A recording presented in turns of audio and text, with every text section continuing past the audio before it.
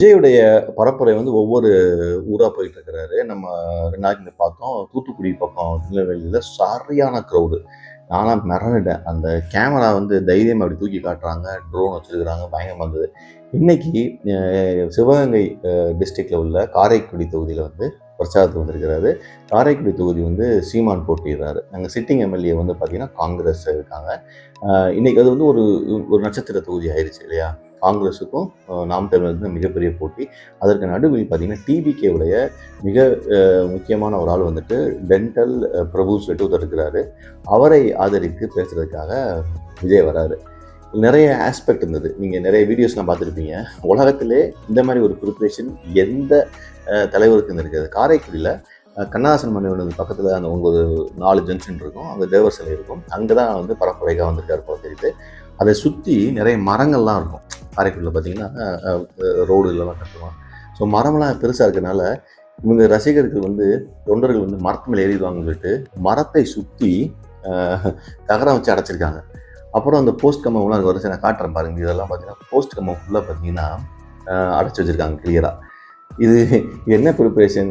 அதாவது அப்படின்னா விஜய் வந்துட்டாருன்னா மரத்து மேலே ஏறி கீழே வந்துடுவாங்க, போஸ்ட் கம்பெனி ஷாக் அடிச்சிடும் அப்படின்னு சொல்லி அதை இப்போ விஜய் கட்சிக்காரங்க கண்ட்ரோல் பண்ண முடியாது. இதை ஒரு போலீஸும் தேர்தல் கமிஷனுமே ஜாக்கிரதையாக பண்ணுறாங்க. ஸோ இதை பற்றி சிரிக்கிறதா இல்லை சீரியஸாக பேசுகிறதா இல்லை தேர்தல் கமிஷன் வந்துட்டு இல்லை போலீஸ் வந்துட்டு இவ்வளோ அக்கறையாக இருக்காங்கன்னு சொல்கிறதா இல்லை இவங்க கூட்டம் இவ்வளோ கேவலமாக இருக்கேன்னு சொல்கிறதா இல்லை இவங்களால கண்ட்ரோல் பண்ண முடியும் சொல்கிறதாங்கிறது ஒரு ஃபன் மொமெண்ட். அதை பார்க்கும்போது பயங்கர காமெடியாக இருந்தது. விஜய் வந்தது. சரி, ஓகே, இது ஒன்று. அடுத்து விஜய் வந்து மதுரையிலேருந்து முடிச்சுட்டு உள்ளே வராரு. மதுரை டு காரைக்குடி தான் வராரு நினைக்கிறேன். வரும்போது பார்த்தீங்கன்னா நான் கூட இந்த வீடியோ பார்த்தேன் லைவ்ல. இதுக்குள்ளே விஜய் இருக்காரா? ஏன்னா அவர் மட்டும் தனியாக வர மாதிரி இருந்துச்சு. ஜென்ரலாக வரமாட்டார். அவர் வராரு அப்படின்னாலே முன்னாடி 4 பேர் டயரில் வந்து கிடப்பான், பின்னாடி 4 பேர் இடிச்சு கிடப்பான்.